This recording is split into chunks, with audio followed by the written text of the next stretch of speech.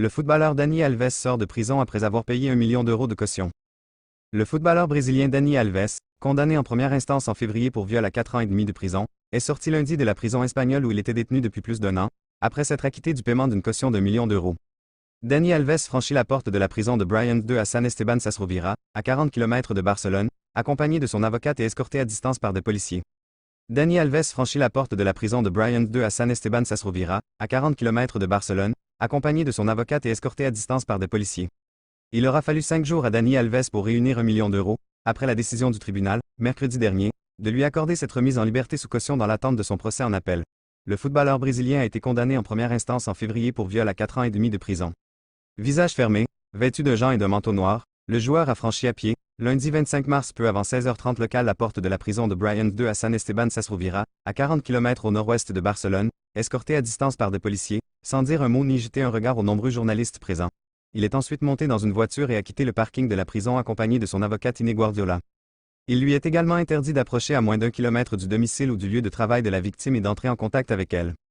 L'ex-star du FC Barcelone, de la Juventus ou encore du Paris Saint-Germain devra pointer tous les vendredis au tribunal de Barcelone, précise le document judiciaire consulté par l'AFP, qui atteste que la caution a bien été déposée lundi matin.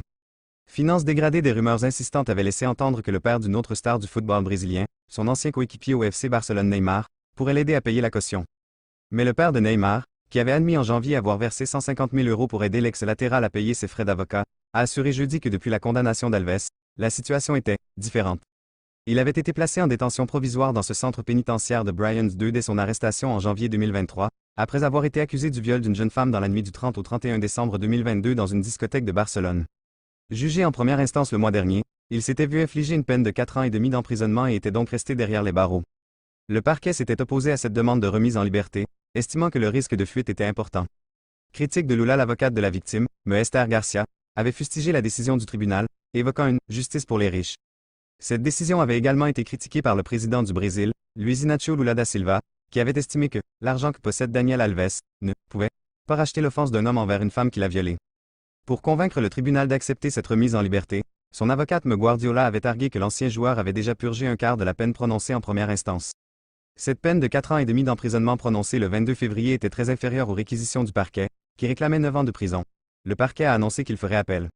Le tribunal avait également obligé le joueur à verser 150 000 euros à sa victime et lui avait imposé 5 ans de liberté surveillée après sa sortie de prison, ainsi qu'une interdiction d'approcher sa victime pendant 9 ans et demi. Lors de son procès, Alves, âgé de 40 ans, avait assuré que la relation sexuelle était consentie, mais sa défense avait été fragilisée par ses nombreux changements de version, accent aigu P inglés par l'accusation. Le joueur a fait appel, mais on ignore encore la date de son nouveau procès. La Seleção, l'équipe nationale brésilienne de football, qui est actuellement à Madrid pour un match mardi soir face à la Roja, avait exprimé vendredi sa solidarité avec les victimes, après avoir été critiqué pour son silence après les condamnations pour viol d'Alves et une autre gloire déchue du football carioca, Robinho.